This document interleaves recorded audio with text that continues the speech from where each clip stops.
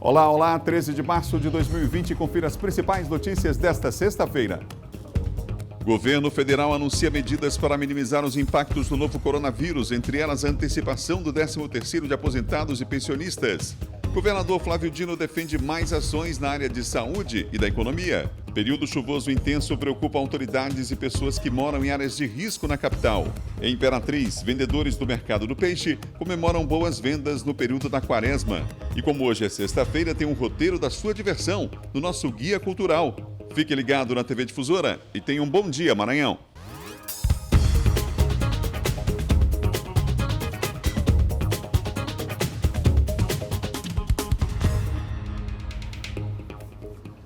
Um ótimo dia para você que nos acompanha na capital e no interior do estado também. Estamos ao vivo para todo o Maranhão. Que bom que você está com a gente aqui. Nossa equipe é só gratidão. São 7h01. Audiência que só cresce e vai aumentando cada vez mais. É como eu digo, uma audiência que é do tamanho do nosso estado. E olha que o Maranhão não é pequeno não, hein?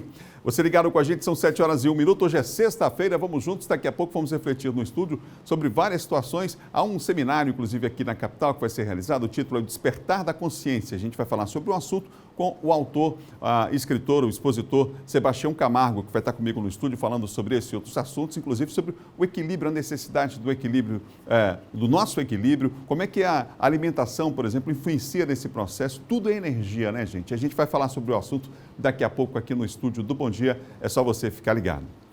Mas a gente começa o programa hoje, infelizmente, com uma notícia negativa. Houve um ônibus que saiu do Maranhão com destino ao Rio de Janeiro e capotou. E já temos informação, inclusive, infelizmente, de vítimas. Pessoas perderam a vida nesse acidente nas estradas que cortam o Brasil. Quem tem informações para nós agora ao vivo sobre esse acidente é o Eduardo Ereceira, que está comigo ao vivo aqui no Bom Dia. O Eduardo, notícia lamentável, hein? Bom dia. Olá, muito bom dia, Adalberto. Bom dia a todos que acompanham o Bom Dia Maranhão. A gente inicia essa sexta-feira, começando o final de semana, com essa notícia triste, né, deste acidente que aconteceu. Um ônibus que saiu aqui do estado do Maranhão, ele tinha como destino o estado do Rio de Janeiro, mas acabou sofrendo esse acidente no estado da Bahia, no percurso, né? As informações foram confirmadas pela Polícia Rodoviária Federal do estado da Bahia, repassadas para a PRF aqui no estado do Maranhão, e a gente obteve essas informações já confirmadas pela Polícia Rodoviária Federal. Informações oficiais. O acidente aconteceu na altura da cidade de Itamaraju, no estado da Bahia, na BR-101, no quilômetro 814, na madrugada desta quinta-feira, dia 12 de março, por volta aí de 3h20, 3 da manhã e 20 minutos desta quinta-feira, dia 12 de março. Hoje, sexta-feira, dia 13. Um acidente, como eu disse, foi envolvendo um ônibus que saiu aqui do estado do Maranhão com destino ao Rio de Janeiro. Haviam 27 passageiros neste ônibus, além do motorista.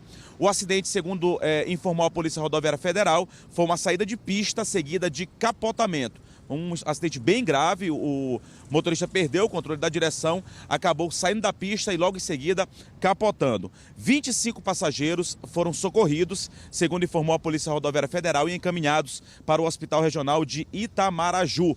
2 pessoas morreram ainda no local, infelizmente 2 óbitos ainda no local. Foi uma criança e uma idosa que ainda não tiveram aí as identidades reveladas. Uma criança e uma idosa morreram ainda no local.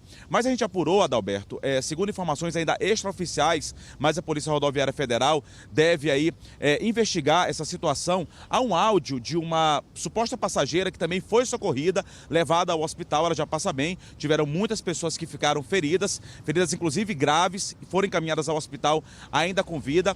Essa passageira, ela informa que o motorista estaria dirigindo em alta velocidade. Essa informação deve ser ainda, está sendo investigada pela Polícia Rodoviária Federal.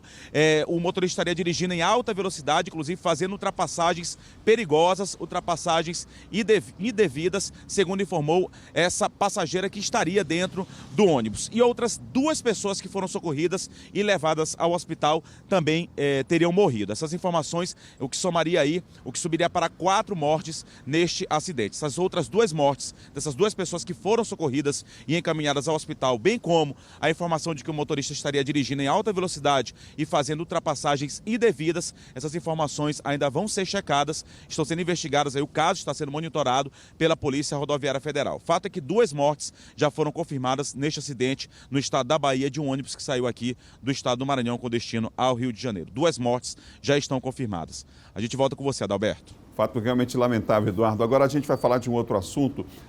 O governo federal anunciou medidas em relação a tentar minimizar aí os efeitos do coronavírus, não é? Entre as medidas, a antecipação do 13º salário, Eduardo. Eduardo está comigo aqui e vai voltar falando sobre esse assunto.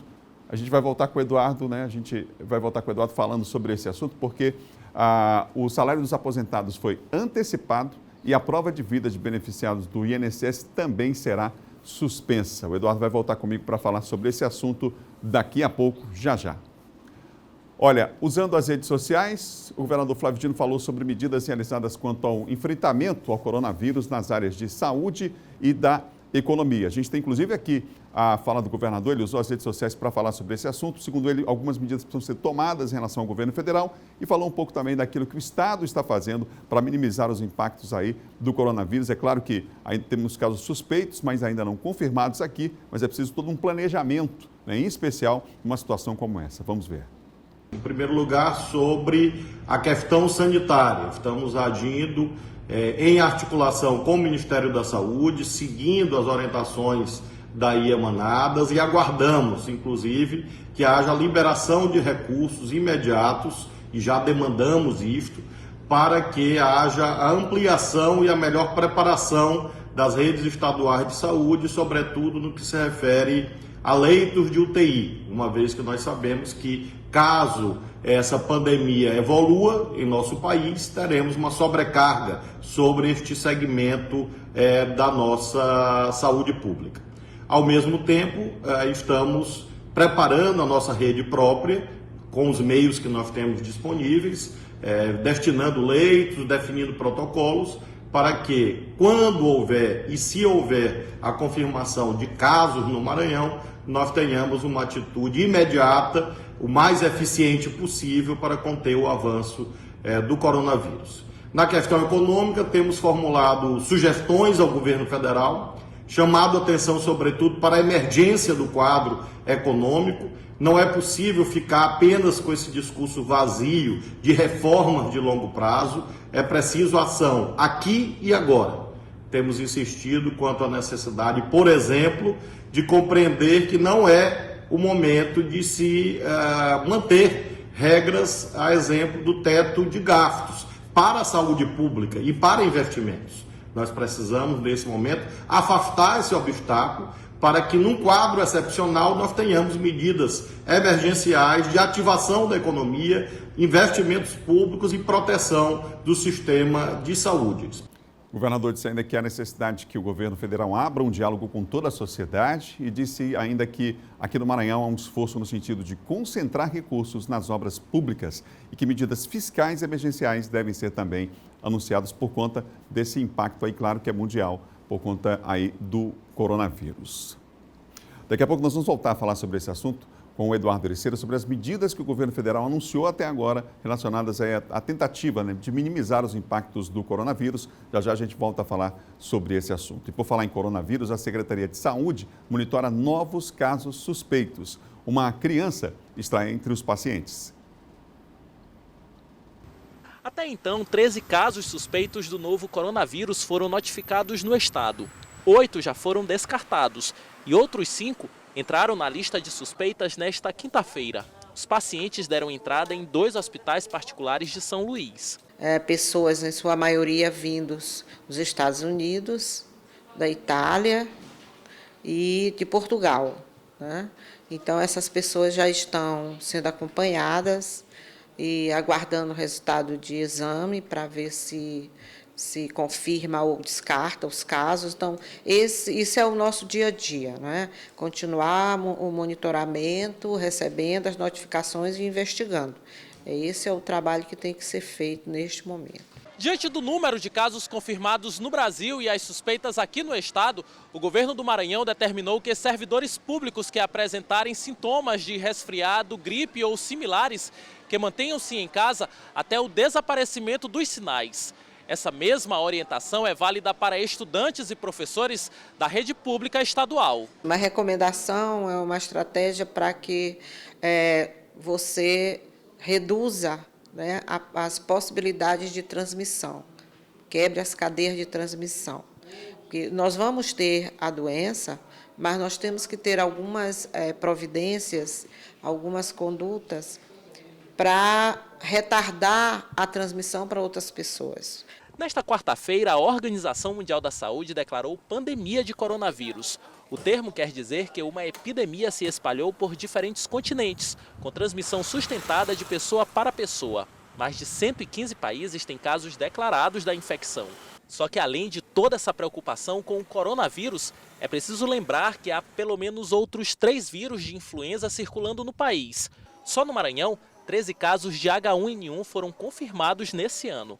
É como medida de prevenção que a campanha de vacinação contra a gripe será antecipada e deverá ter início ainda neste mês de março. Nesse momento, o Ministério da Saúde está antecipando a campanha, era um anseio de todo mundo, antecipar a campanha. E aí nós vamos antecipar a campanha por 30 dias, né? E por isso que começa agora dia 23. Bom, e nós vamos continuar falando em saúde. Em Imperatriz, um paciente que faz o uso contínuo de antirretrovirais reclama da falta de medicamentos para o tratamento de infecção pelo vírus HIV. O homem que preferiu não ser identificado faz uso de antirretrovirais há 20 anos.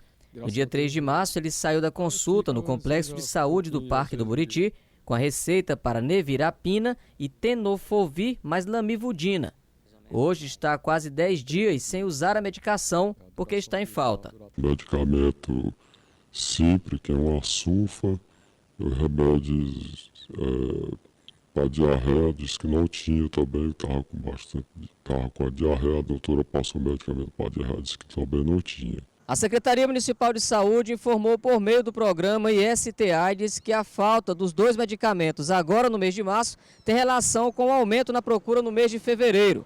E disse ainda que os 2 medicamentos já saíram de São Luís, que deveriam ter sido entregues pelos Correios no último dia 10, o que não aconteceu por causa das condições das estradas. Além dos antirretrovirais, ele precisa de outros 3 medicamentos, sulfadiazina, albendazol e floratil, que não foram disponibilizados. A Secretaria de Saúde não respondeu sobre a falta de sulfadiazina, albendazol e floratil.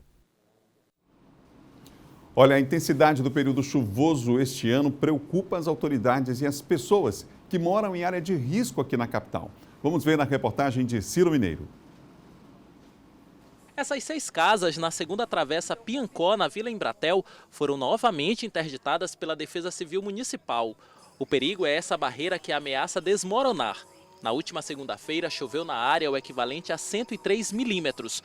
O grande volume de chuvas fez boa parte dela deslizar. Ela já deu princípio de sinistro iminente. Então, por esse motivo, nós voltamos a interditar aqui, que nunca nós tiramos a interdição, mas vimos reafirmar a interdição, que as famílias não podem permanecer no local.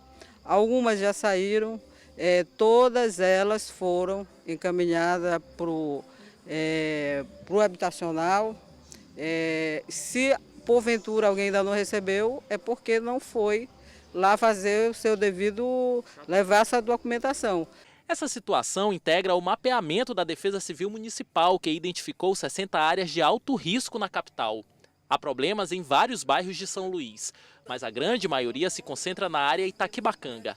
Das 6 casas interditadas, somente 2 permanecem ocupadas, mas os moradores não quiseram gravar com nossa equipe de reportagem.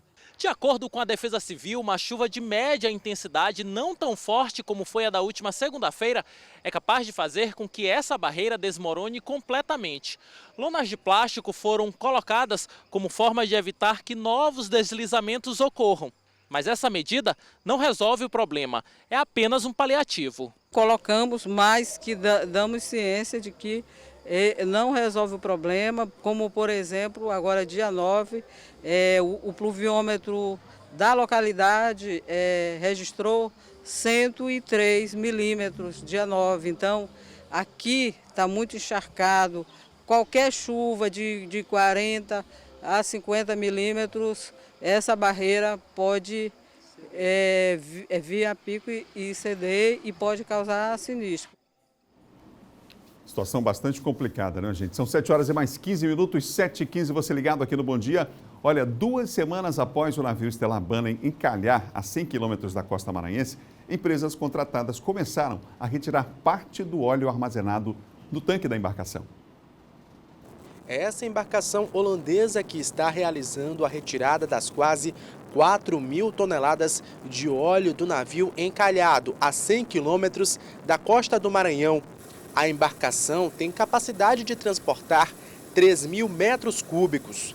A preocupação maior é com o combustível, já que o produto é mais poluente que o minério de ferro. Já são mais de 12 horas de trabalho e ainda não há uma previsão de quando o serviço vai ser concluído.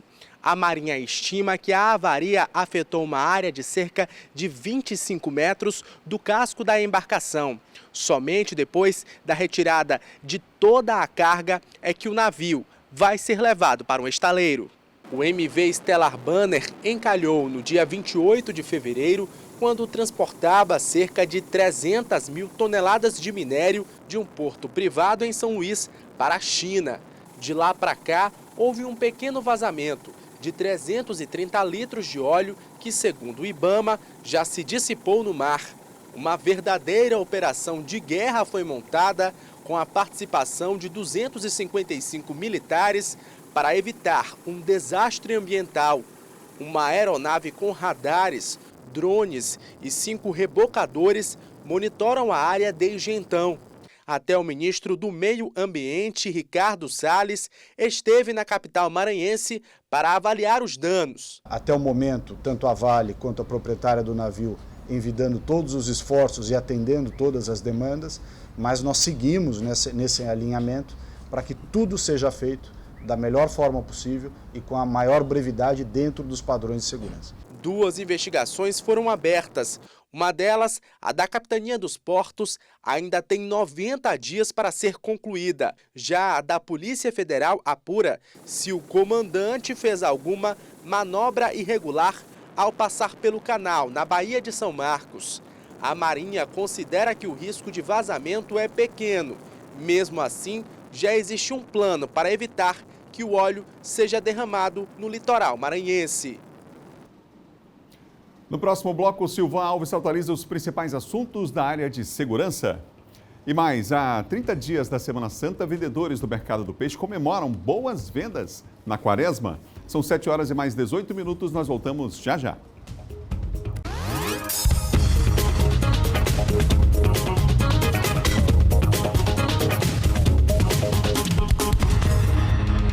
São 7 horas e mais 20 minutos para todo o estado aqui pela TV Difusora, o nosso Bom Dia Maranhão. E a gente vai voltar a falar sobre o coronavírus, porque o governo federal, como a gente falou no primeiro bloco, anunciou medidas para minimizar os impactos do novo coronavírus em todo o país. Eduardo Ericeira está comigo e vai anunciar que medidas são essas. Eduardo. Pois é, Adalberto, a questão da preocupação com a saúde, mas também com a questão econômica, isso não só aqui no Brasil, mas em todos os países, justamente por conta do avanço do coronavírus. Aqui no Brasil foi montado, inclusive, um colegiado para analisar a situação que reúne as pastas especiais dentro do Ministério da Economia. Mas 2 medidas já foram anunciadas pelo Ministério da Economia aqui para o Brasil. A liberação de cerca de 23 bilhões de reais para aposentados e pensionistas, o que equivale ao pagamento de 50% da parcela do 13º salário, que deve ser antecipada justamente por conta do coronavírus. Esses 23 bilhões de reais que vai servir para a antecipação dessa primeira parcela aí do 13º salário, 50% do 13º salário para aposentados e pensionistas do Brasil. A outra medida que já foi anunciada foi a suspensão no prazo de 120 dias da realização da prova de vida dos beneficiários do INSS. Como a gente disse, já foi montado esse colegiado com as principais pastas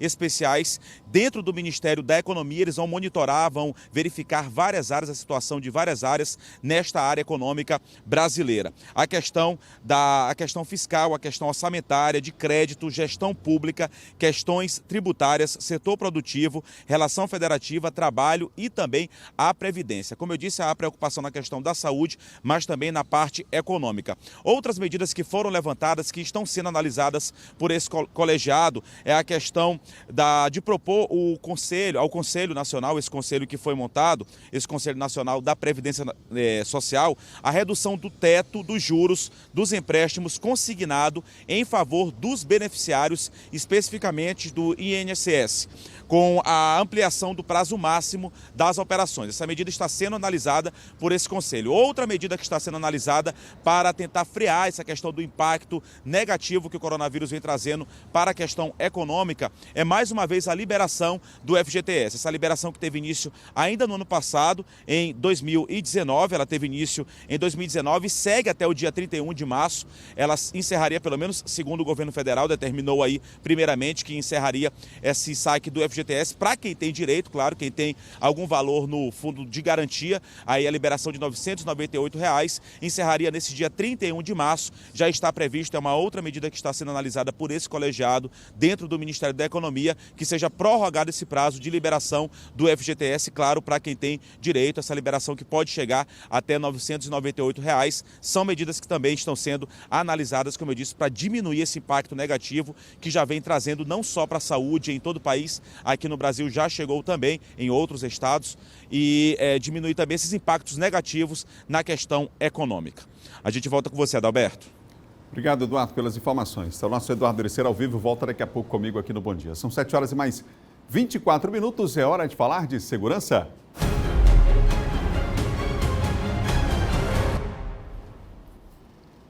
Está comigo o Silvão Alves aqui no Bom Dia. Olá, Silvão, bom dia para você. Bom dia, Adalberto, bom dia a todos. Silvão, vamos falar sobre o caso de um policial militar que foi morto? Ele foi flagrado. Aliás, foi preso. Ele foi flagrado num ponto de venda de droga, na área nobre da cidade, lá na Rua dos Magistrados, no Olho d'Água. O policial militar que ingressou na polícia no ano passado estava fardado, armado e comprando droga. E, inclusive, com ele, a polícia prendeu também um outro, né, que tinha sido aprovado no concurso e estava esperando ser chamado para entrar também na polícia. O homem responsável pela venda da droga acabou sendo preso. A polícia apreendeu êxtase, LSD, maconha, que é a forma transgênica da maconha, no caso skunk, que tem um valor comercial maior no mercado do tráfico de drogas, e o traficante que vinha sendo monitorado. A polícia já vinha há meses fazendo monitoramento, inclusive com filmagens, vídeos dessa casa que fica na área nobre da cidade. O traficante acabou conseguindo fugir. Ele entrou num veículo Corolla e acabou conseguindo fugir. 2 armas foram apreendidas, uma delas a do policial militar, a .40, e uma pistola que foi encontrada lá com um funcionário da Boca, uma PT-380.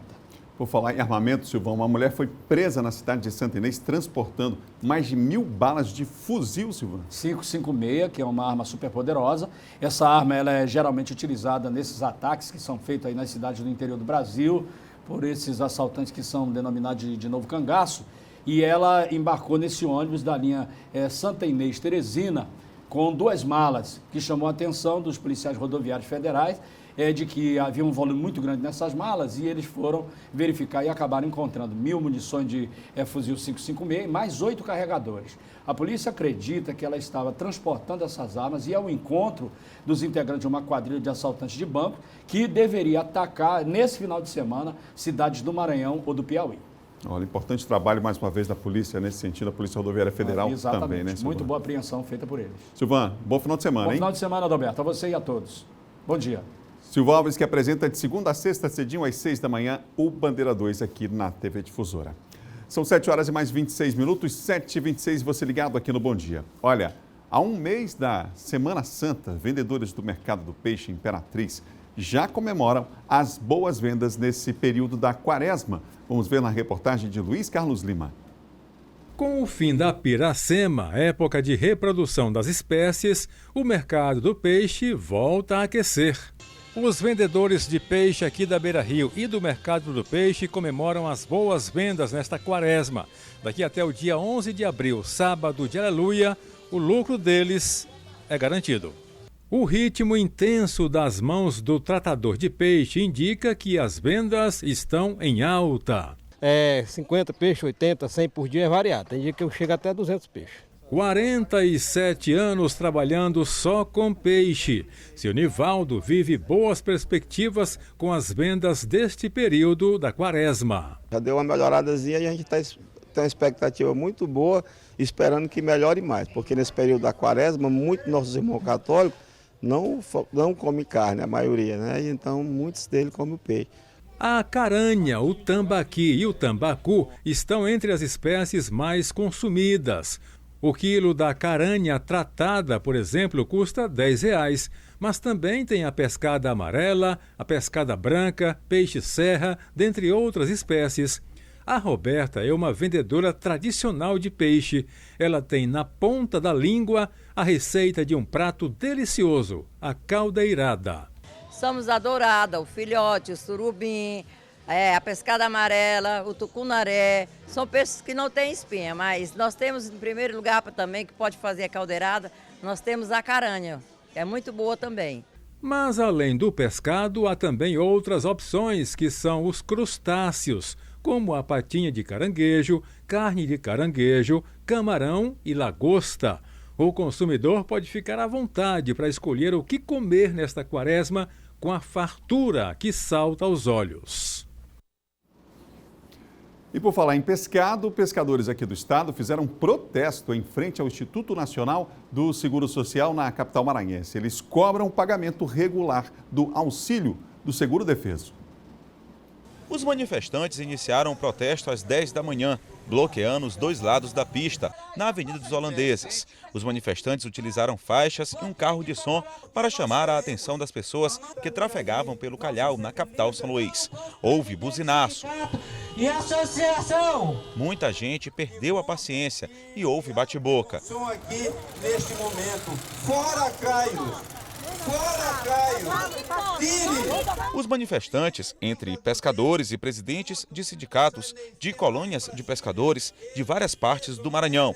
Arnaldo viajou mais de 400 quilômetros de São João do Caru, a capital São Luís, para o protesto. Mais da metade está sem receber seguro-defesa, entendeu? 2016, tem seguro que não saiu, 2017, 2018, estamos em 2019 e tem pescador que não recebeu seguro-defesa. Aí fica condenando a gente, jogando pedra na gente, tentando até denunciar a gente. Na pauta, a principal reivindicação da categoria é o não pagamento do seguro-defeso ou atraso no pagamento do benefício para parte dos pescadores. Há denúncias por parte de alguns sindicatos de pescadores aqui do Maranhão que existem profissionais que estão sem receber o seguro-defeso desde 2016. Ele faz reunião, às vezes convoca para fazer reunião, mas proíbe de qualquer um membro de qualquer entidade de pesca fazer qualquer pergunta para ele. Aí a gente fica como se fosse um parlamento russo, né, de boca fechada, sem poder fazer absolutamente nada. São muitas denúncias envolvendo a forma como a gerência executiva do INSS vem tratando os pescadores do Maranhão. Segundo os manifestantes, são mais de 200 mil famílias em todo o estado que depende do seguro-defeso. Está terminando o seguro. O pescador não pode fazer o seguro dele, porque não recebeu o passado. Ele agora concluiu os seguros, mas não concluiu temporariamente o seguro, onde o pescador corre o risco de não receber o seguro de 2019. Isso é um prejuízo para essas famílias. O gerente executivo do INSS rebateu as acusações. Dentro do RGP, nós, quando vamos fazer o crivo, a análise da concessão, nós encontramos policiais militares, bombeiros, empregados de prefeitura, dono de empresa, dono de comércio, contribuinte individual e, infelizmente, a gente tem que aplicar a lei. Quer dizer, felizmente. Ainda segundo ele, há um crivo que só permite que pescadores que não tenham outra atividade recebam o seguro-defeso. Cada caso vem sendo analisado pelo Ministério da Agricultura. O INSS não é gestor do cadastro. O cadastro é do Ministério da Agricultura, é o RGP, Registro Geral da Pesca. Tá? Nós fazemos a análise do defeso com base nesse cadastro. Existindo irregularidade no cadastro, o cadastro está com, exemplo, suspenso, cancelado, ou então o produto explorado e a área de atuação diverge da portaria que ele está requerendo, esse pescador não vai receber defeso. Olha, gente, a situação é complexa, infelizmente, né? Aquilo que pode ser deve ser um benefício, está na lei, inclusive, é uma política pública, muita gente acaba se aproveitando dessa situação. É fato que muitos pescadores, às vezes, não têm acesso, infelizmente, a esse benefício. Mas também é verdade, quem está dizendo isso não sou eu, é o Ministério Público, as investigações estão aí para provar. Tem gente que já recebeu o seguro-defeso durante muito tempo, inclusive, e nunca pegou no anzol, numa rede de pesca, não sabe o que é pescar. É preciso fiscalizar, sim, ter cuidado, o assunto é complexo, a gente vai voltar a falar sobre esse tema aqui no Bom Dia.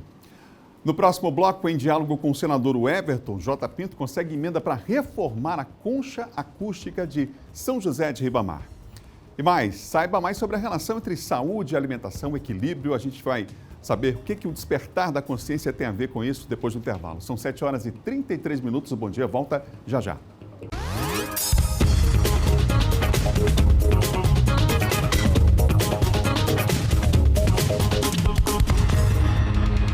Estamos de volta com o Bom Dia Maranhão ao vivo, são 7h36. O homem pode alcançar a harmonia interior pelo domínio completo sobre si mesmo. É com base nesse entendimento que acontece hoje em São Luís o seminário Despertar da Consciência, com o expositor e escritor Sebastião Camargo. Desta vez o tema central é ciente e consciente. O evento vai falar, entre outras coisas, sobre a relação entre alimentação e saúde. É com o autor do livro que eu converso agora, Sebastião Camargo, aqui no estúdio. Bom dia. Bom dia aos telespectadores, é uma honra estar aqui. Prazer é nosso.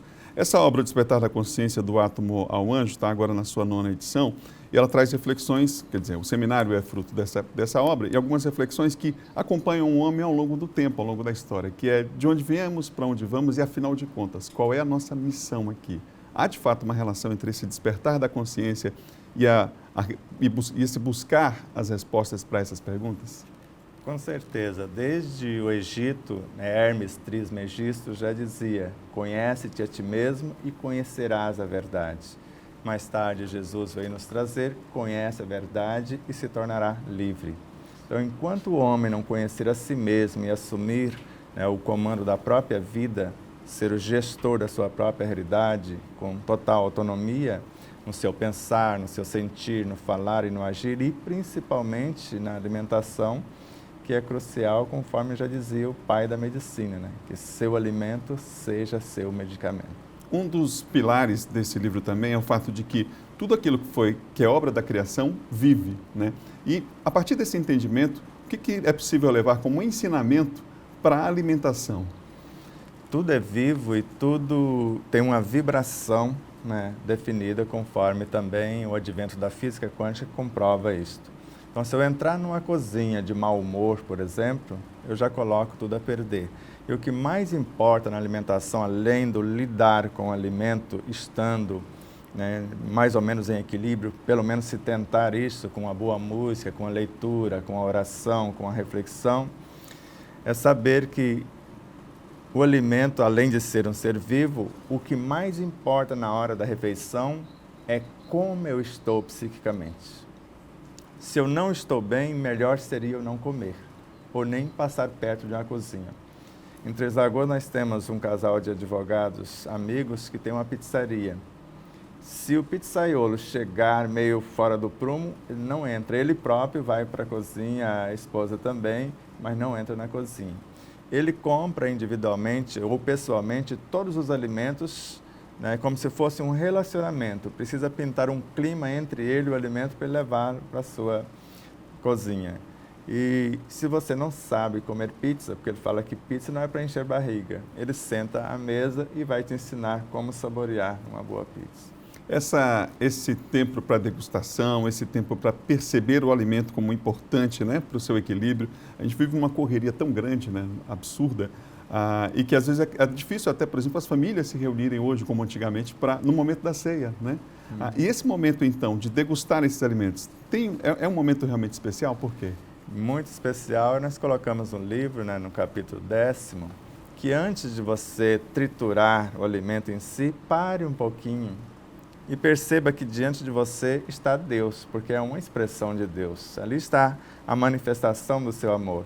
E entre em conexão com a estrutura íntima do alimento através desse consciente, ou estar ciente que eu preciso comer, mas consciente de como fazer isto.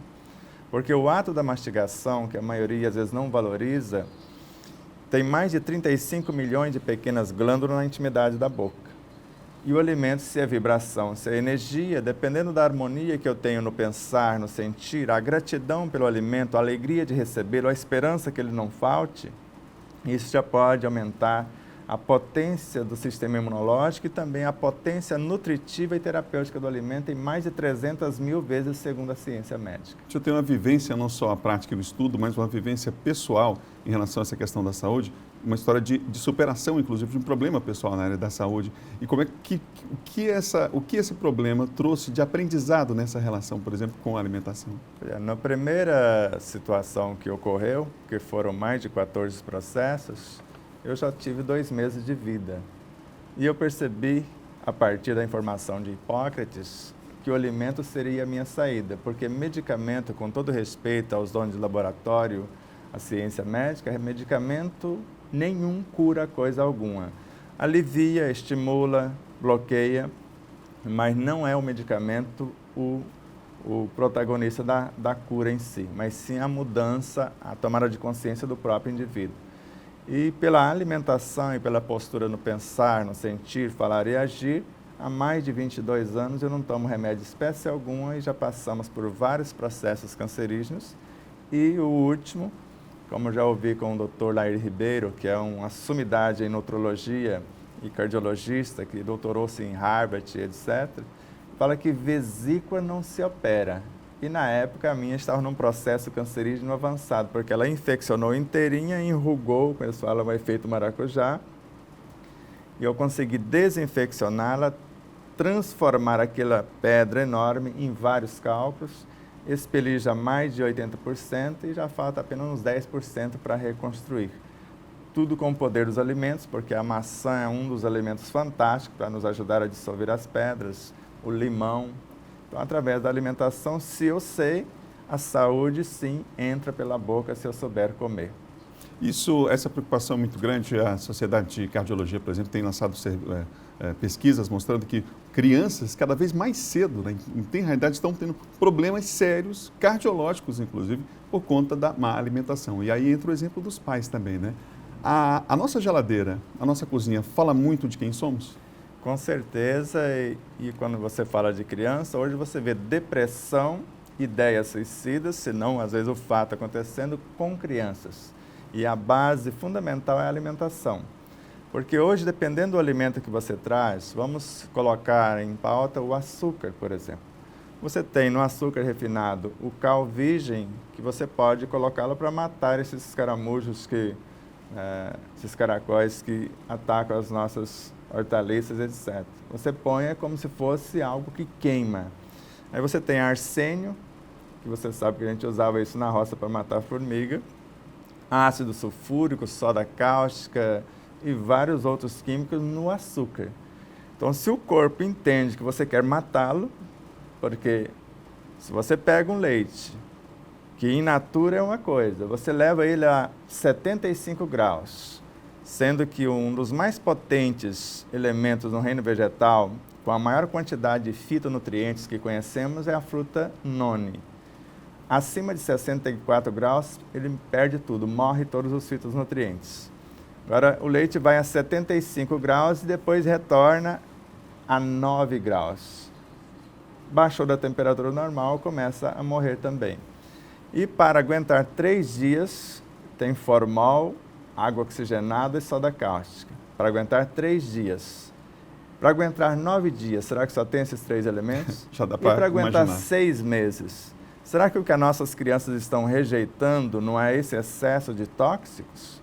Se tiver harmonia no lar, o hábito da oração, às vezes o estudo do evangelho, da boa nova, da boa palavra, a boa música, eu garanto que as coisas se ajustam rapidamente. O que tem na geladeira pode se tornar uma fonte terapêutica.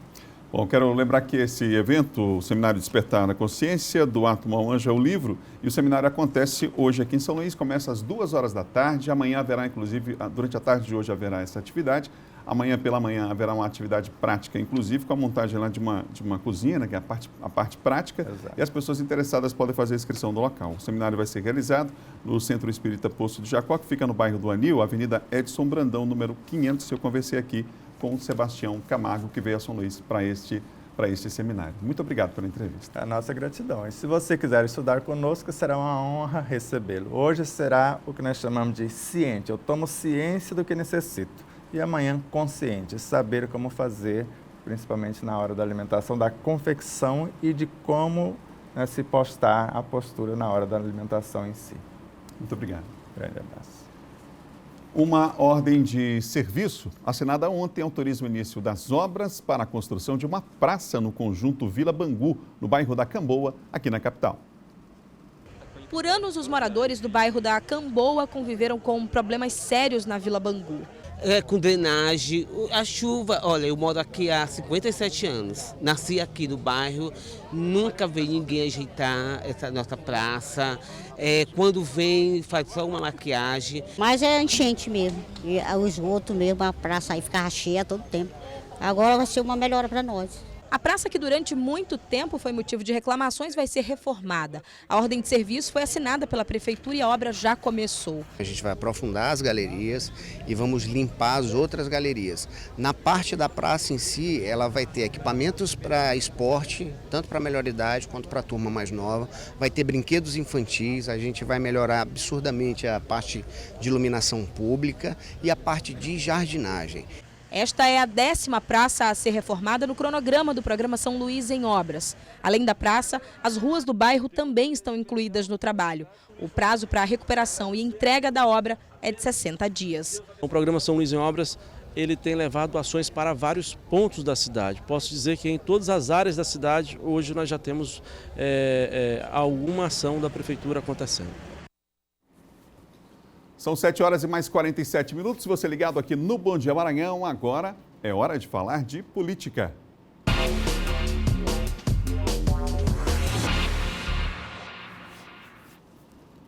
Já está comigo aqui John Coutry, nosso colunista de política, nessa sexta-feira. John, bom dia para você. Bom dia, Adalberto, bom dia a todos. Ô John, a gente começa falando sobre... Bom, você escolhe hoje o assunto da nossa pauta que a gente vai começar. E a gente começa falando lá de Ribamar, Adalberto, né? Que houve um encontro aí do senador Everton Rocha com o J. Pinto, não é? E eles aí levam uma boa notícia para a cidade de Ribamar. Vamos acompanhar aí. Amigos, eu estou entregando aqui para o nosso presidente do nosso partido em São José de Ribamar, J. Pinto, nosso pré-candidato a prefeito, um ofício que eu peço que ele entregue ao nosso reitor lá de São José de Ribamar, do reitor do nosso santuário de São José de Ribamar, o padre Cláudio Roberto, que está aqui informando o número da minha emenda parlamentar no valor de R$350 mil para reformar a concha acústica daquele importante espaço turístico, religioso, um espaço que toda a comunidade, não só de Ribamar, mas de toda a ilha e de várias regiões utilizam em grandes momentos, como são os nossos festejos e os calendários que estão instalados dentro da cidade de Ribamar. Então, claro que é ainda um pequeno sinal da grande parceria que se inicia em Ribamar, e nós vamos trabalhar ainda mais para sempre estar mandando boas notícias, mandando emendas e, claro, sendo parceiros do povo querido de São José de Ribamar. J. Pinto, conte comigo e aqui é a extensão da luta sua lá dentro da cidade. Obrigado, a gente agradece ao senador. Eu tenho certeza que todo o santuário e todos os devotos de São José de Ribamar lhe agradecem e a população de Ribamar agradece uma emenda que com certeza vai revitalizar um espaço turístico, um espaço bonito em Ribamar.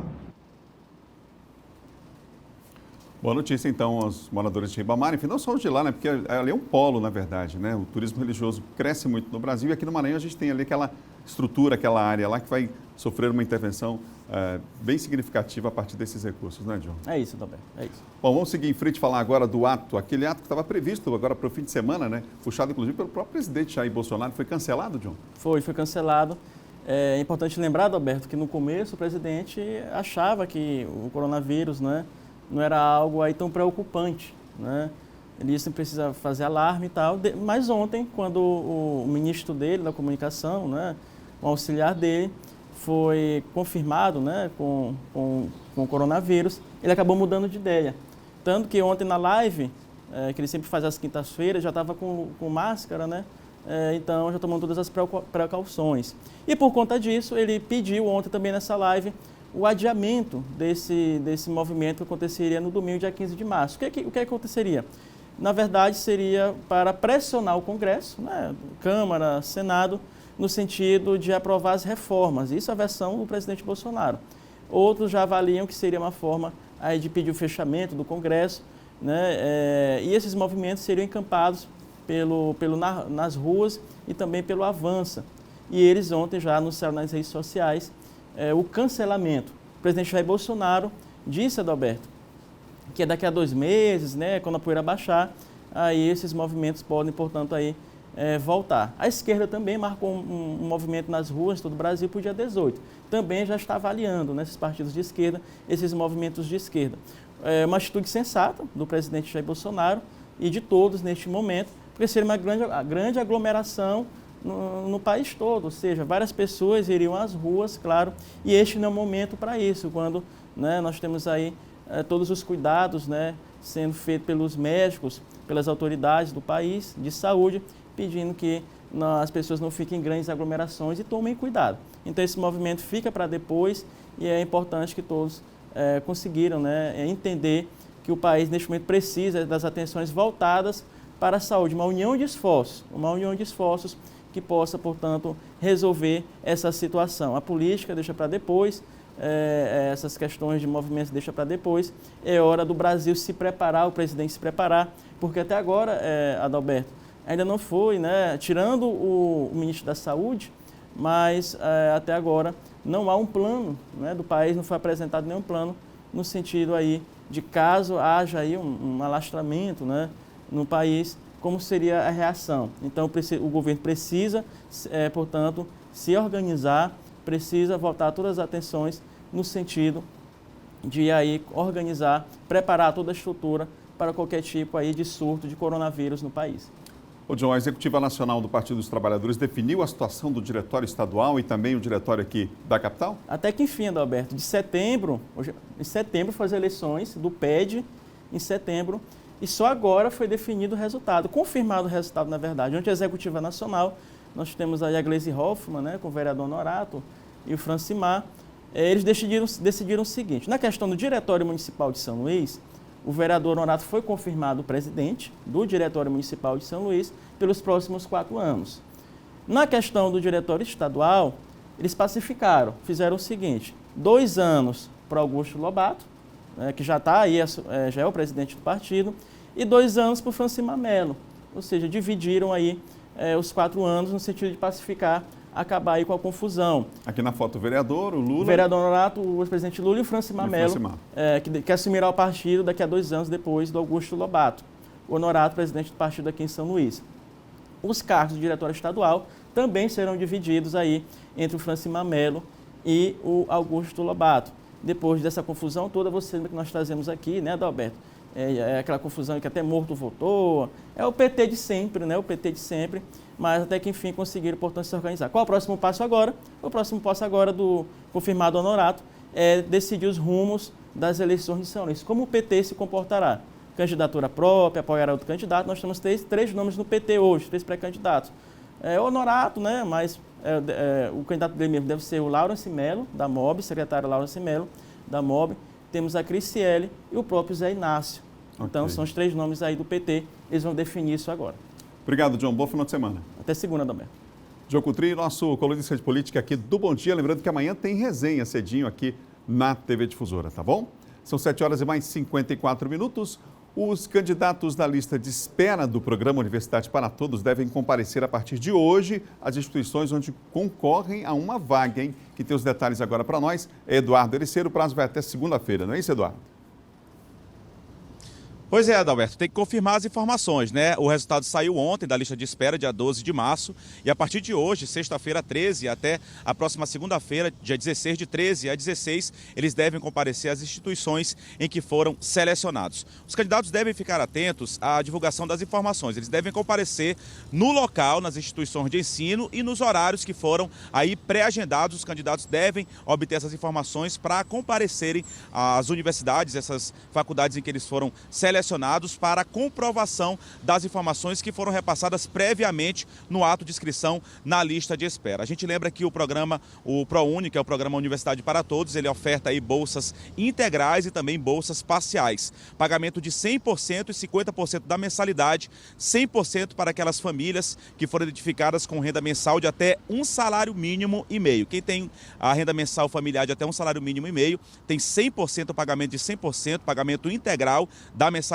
e o pagamento aí parcial de 50% da mensalidade para quem tem renda familiar mensal de até 3 salários mínimos, são os pré-requisitos aí para poder fazer essa inscrição. Ao todo, o programa Universidade para Todos está ofertando mais de 200 mil bolsas, para ser mais exato, 252.534 bolsas de estudos para o primeiro semestre deste ano, para o primeiro semestre de 2020. A gente lembra que quem teve direito a se inscrever aí no ProUni foram aquelas pessoas que realizaram o Exame Nacional do Ensino Médio em 2019, não zeraram a redação e tiraram mais de 450 pontos, juntando aí, somando as outras matérias que fizeram a prova aí do exame do Enem 2019. A gente volta com você, Adalberto, desejando um ótimo final de semana a todos.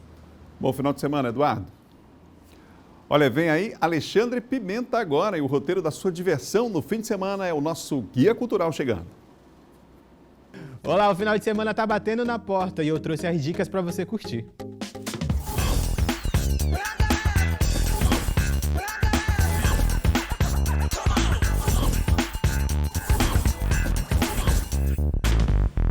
Depois de um terremoto de grande intensidade destruir a Califórnia, um piloto de helicóptero especializado em resgate inicia uma difícil jornada para encontrar sua filha e sua ex-esposa.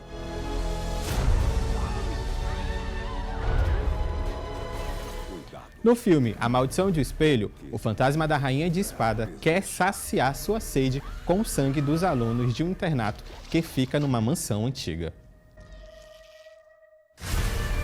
A Maldição do Espelho. E domingo no Bar da Capadócia, no bairro da Camboa, tem muito reggae com a Supinha do Som, com o DJ Louro Pedra e Jordan Life, tocando as melhores pedras e colocando todo mundo para dançar.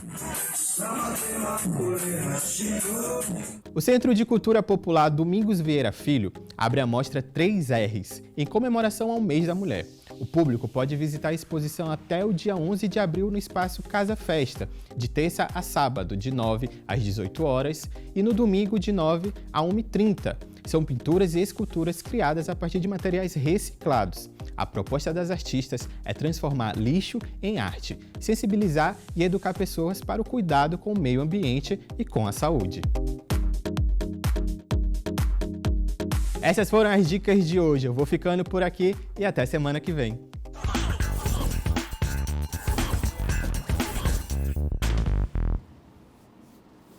E o Bom Dia Maranhão termina agora. Outras notícias você confere no nosso portal MA10.